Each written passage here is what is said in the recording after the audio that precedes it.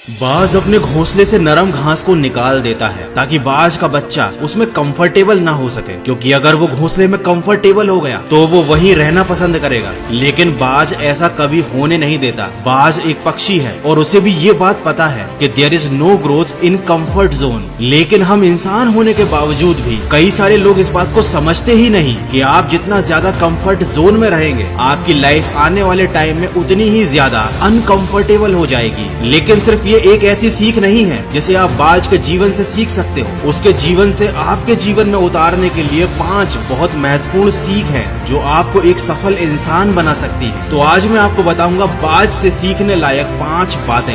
बाज हमेशा अकेला उड़ता है और बाकी पंछियों के मुकाबले सबसे ऊंचाई पर उड़ता है। वो या तो हमेशा अकेला उड़ेगा, कभी किसी चिड़िया या छोटे पंछियों के साथ नहीं उड़ेगा, या हमेशा दूसरे बाज के साथ उड़ान भरेगा। इससे हमें भेदभाव करने की सीख नहीं मिलती, बल्कि हमें ये सीखने को मिलता है कि हमेशा छोटी सोच वालों से दूरी बनाकर रखना चाहिए। बाज का विजन बहुत ज्यादा क्लियर होता है, बहुत ज्यादा स्ट्रॉन्ग होता है। वो अपने शिकार को 5 किलोमीटर दूर से ही देख सकता है और जब उसे एक बार अपना लक्ष्य दिख जाता है, उसके बाद रास्ते में चाहे कितनी भी मुश्किलें क्यों ना आए, वो अपने लक्ष्य को हासिल करके ही दम लेता है। और इससे हमें ये सीख मिलती है कि अपना विजन क्लियर रखो और उसे हासिल करने में फिर चाहे कितनी भी मुश्किलें क्यों ना आए, पीछे बिल्कुल मत हटो। बाज कभी मरे हुए जानवरों को नहीं खाता, वो हमेशा जिंदा शिकार करता है। इससे हमें ये सीखने को मिलता है कि जो हमारा पास्ट है वो मर चुका है। अपने पास्ट की पुरानी यादों को जो तुम्हें हमेशा तंग करती हैं, उन्हें वहीं रहने दो जहां उनकी जगह है। और तुम्हारे पास्ट की जगह है तुम्हारे पास्ट में, उसे वर्तमान में बिल्कुल भी जगह मत दो।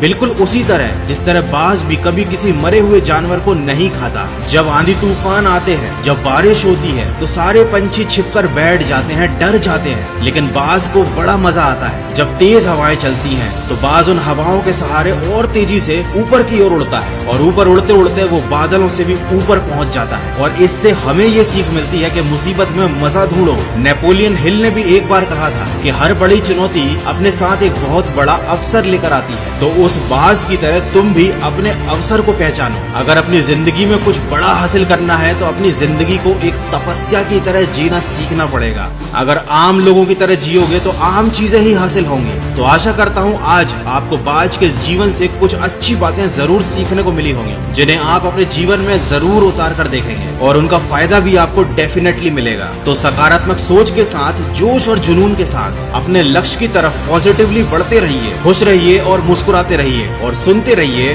मन की आवाज।